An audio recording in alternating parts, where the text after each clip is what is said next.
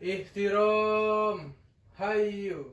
Assalamualaikum warahmatullahi wabarakatuh. Ya baik, selamat pagi anak-anak. Pagi, Pak. Bagaimana kabarnya semua? Baik. Baik. Ya, jadi pada pertemuan kali ini kita akan melanjutkan materi dari pembahasan kita dari pekan minggu kemarin. Ya, baik. Sebelum kita mulai pelajaran pada pagi hari ini, saya akan mengisi daftar hadir terlebih dahulu, mengecek kehadiran pada pagi hari ini. Mutama Maulajudi, Hadir. Samsul Lutfi, Hadir, Pak. Maslan Anwar, Hadir, Pak. Ripa Kapandi. Hadir, Pak. Yang terakhir, Saudara Rezi Anugrah Akbar. Nggak masuk, Pak. Kenapa? Kemarin kata ibunya dia sakit. Sakit apa itu? Nggak tahu, kurang tahu, Pak. Ada surat izinnya nggak? Nggak. Kasih alfa ada, Pak. Kasih alfa ada. Sebelum kita beranjak ke materi yang baru, kita akan mengulas kembali tentang materi yang kemarin yang akan kita lanjutkan hari ini juga, yaitu di mana kemarin saya pernah menjelaskan tentang materi tentang dongeng.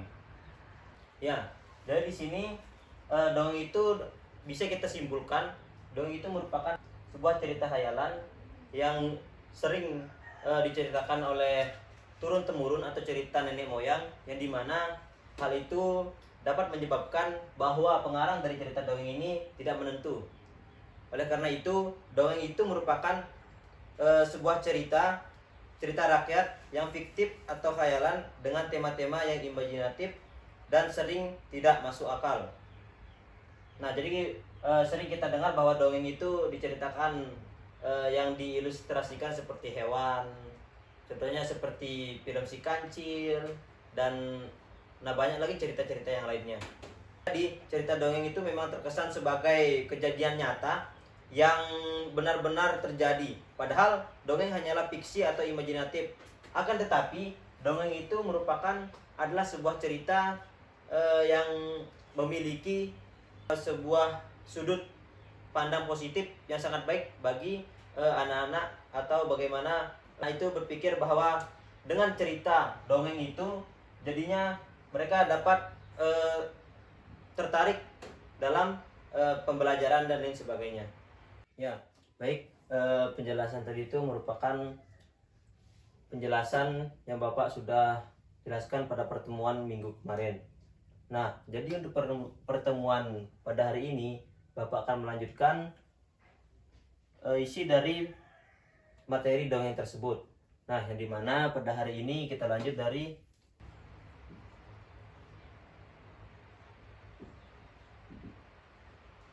jadi fungsi dan manfaat dongeng itu, fungsi utama dari dongeng adalah sebagai saran hiburan. Nah, di sini dongeng itu sebagai pertama saran hiburan. Nah, saran hiburan, kenapa dongeng bisa disebut sebagai saran hiburan? Karena bagi para pendengar dan pembacanya, dongeng itu merupakan sebuah hiburan yang diilustrasikan, contohnya seperti bentuk hewan atau lain sebagainya. Akan tetapi di dalam cerita dongeng tersebut terdapat pesan-pesan moral dan juga tujuan untuk mempelajari dongeng ini untuk mewariskan nilai-nilai pesan yang telah diwariskan dari nenek moyang ke turun temurun. Jadi yang kedua yaitu mewariskan nilai-nilai dan pesan moral.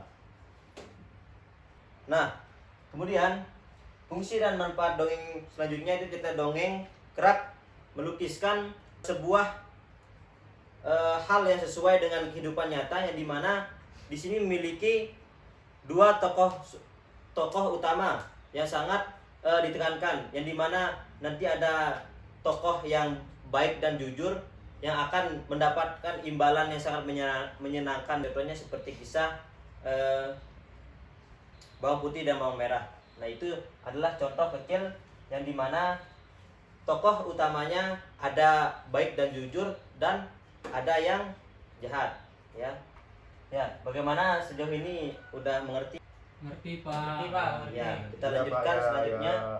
yaitu tentang ciri-ciri, yaitu ciri-ciri cerita dongeng. Bisa Bapak hapus ini ya? Ya. Ya. Ya, Buang, Pak, nanti buang, lihat di teman kita akan lanjutkan, yaitu tentang ciri-ciri dongeng. Jadi ciri-ciri dongeng ini hal yang dapat membangun bagaimana cerita dongeng itu dapat menarik minat anak-anak itu untuk membacanya. Atau kenapa? Aslan? Tidak ada Pak. Ya. Perhatikan ya, Ya. nggak usah ada yang main-main. Maaf Pak. Ya, Maaf Pak. tinggal sekali Bapak lihat. Nanti ada hukumannya. Yang pertama yaitu ciri-ciri dongeng, yaitu ceritanya singkat. Jadi dongeng itu merupakan kisah atau sebuah cerita rakyat yang dimana memang durasinya tidak seperti cerita-cerita yang lain. Kalimat pembuka umumnya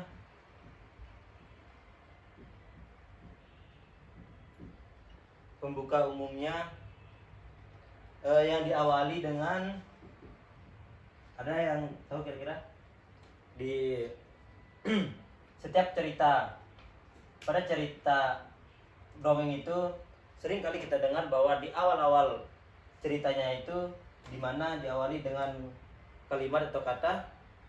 Ada yang tahu? Tidak ada Pak. Ya, coba lihat ini. Oh iya, pada zaman dahulu. Nah, itu dia. Nah, di sini hal itu merupakan seolah-olah cerita dongeng ini terjadi pada zaman yang telah silam atau zaman dahulu atau masa lampau. Ya.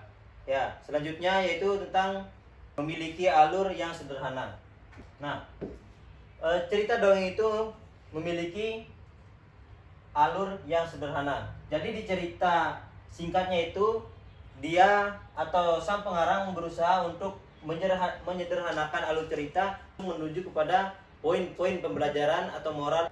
Selanjutnya yaitu, nah maksudnya di sini kenapa ada beberapa versi dari berbagai macam cerita. Hal ini disebabkan oleh karena dongeng itu merupakan cerita yang salah satunya nanti di akhir ini ciri-cirinya itu merupakan ada lanjutannya yang ke-9, yaitu tentang bagaimana yaitu pengarangnya tidak diketahui.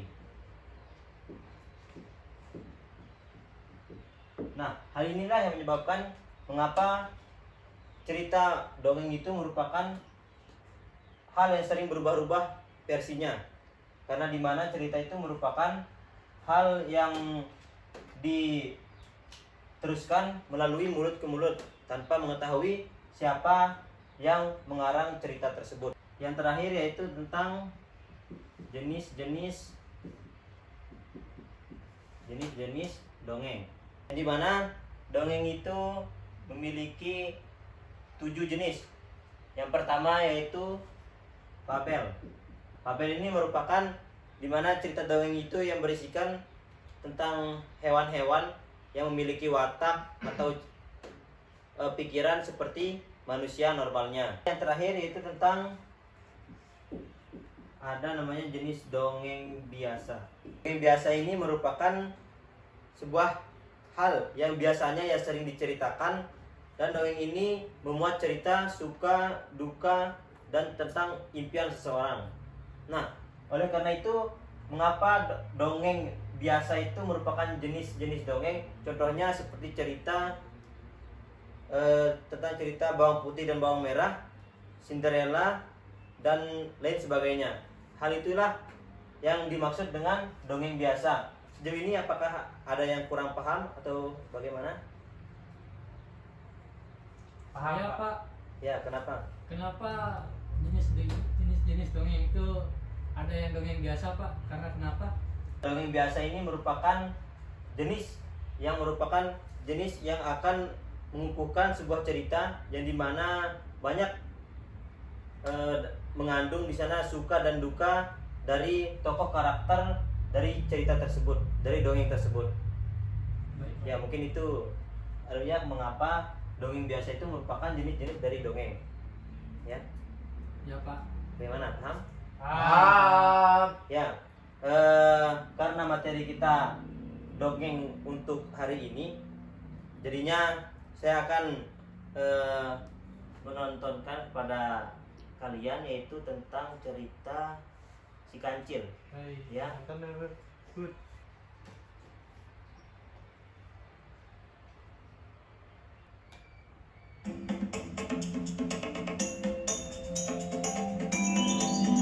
Satu cerita.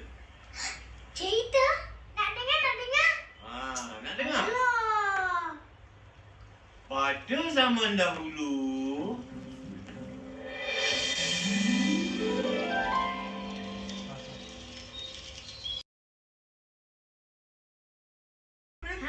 Baya-baya. Kalau nak tahu, itulah laut untuk kenduri Raja Sulaiman. surah! Selamat tinggal terbang. Pada mana nak selamatkan diri?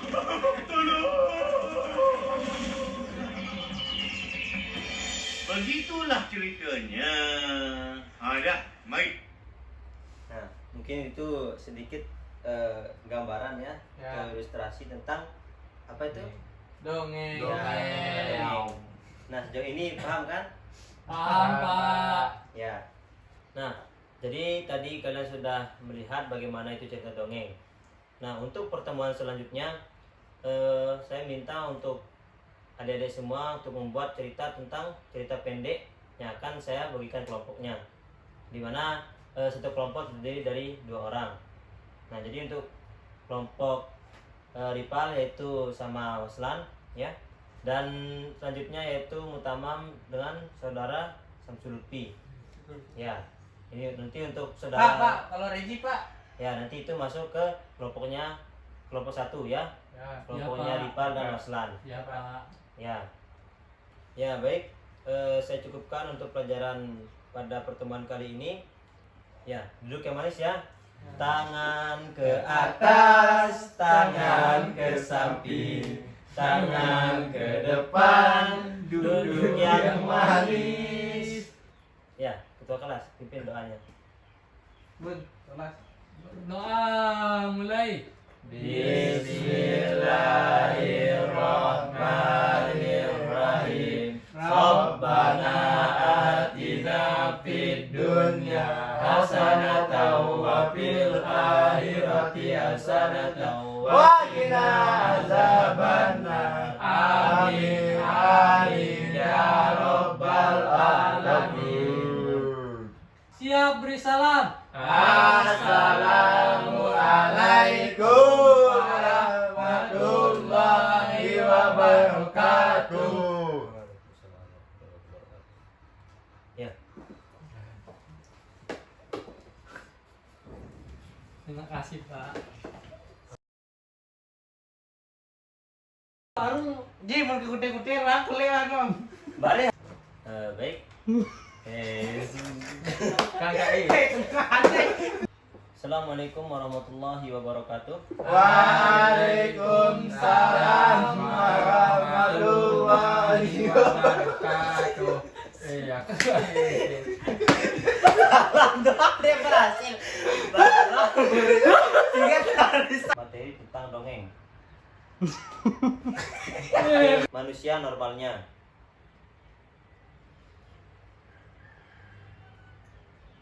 Cuk. Bapak jawab. Bapak lihat. Nanti ada hukumannya. Habis kok. Inilah yang dapat membangun